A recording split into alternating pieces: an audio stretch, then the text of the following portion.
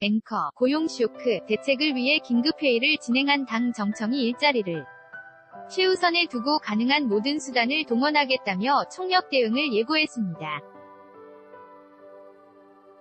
하지만 당장 뾰족한 해결책 마련이 쉽지만은 않다는 분석인데요.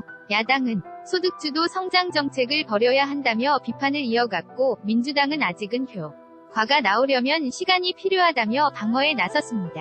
박광렬 기자가 보도합니다. 기자 이례적으로 휴일에 모인 정부 여당과 청와대 주요 관계자, 연차령도 생략할 만큼 분위기는 신중하고 무거웠습니다.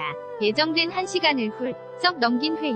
당 정청은 일자리를 최우선에 두고 가능한 모든 정책 수단을 동원하겠다고 강조했습니다. 이를 위해 4조 원가량의 추가 재정 정책을 추진하고, 내년 일자리 관련 예산은 올해보다 최소 12.6% 이상 늘리는 등 확장적 재정 정책을 예고했습니다. 하지만 소득주도 성장이라는 핵심 축은 변하지 않을 것이라는 점을 분명히 했습니다. 최저임금 인상과 관련해서도 소상공인 자영업자를 위한 보완 대책을 더 철저히 마련하겠다고 강조했습니다. 아직 경제정책 성과가 나오려면 시간이 필요하다는 겁니다.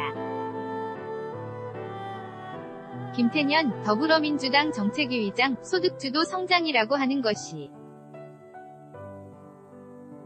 또는 혁신성장이라고 하는 것이 1년여 만에 그렇게 크게 효과가 나고 엄청난 신장 효과가 있다고 한다면 경제정책 운용 못할 정부가 어디가 있겠습니까? 최근 고용 하락의 업황뿐 아니라 생산 인구 감소와 주력 산업 생산성 악화 등 구조적 원인도 크다며 단기적으로 해결할 문제가 아니라는 뜻고 내비쳤습니다. 홍영표 더불어민주당 원내대표 2000년대 초반 독일은 극심한 실업난 탓에 유럽의 환자로 불렸습니다. 그러나 사회적 대타, 협을 통해 경제 구조를 바꾸려고 노력한 결과 유럽 최강국으로 거듭날 수 있었습니다. 하지만 야당은 비판을 이어갔습니다. 자유한국당은 정부가 소득주도 성장의 환상에서 벗어나 기업하기 좋은 환경을 만들어야 한다고 강조했습니다. 이와 관련해 김용태 사무총장은 장하성 청와대 정책실장 등 모진의 교체를 촉구하기도 했습니다. 바른미래당 역시 이번 당정청 대책을 실효성 없는 세금 퍼주기로 규정하고 경제정책 전환을 강조했습니다.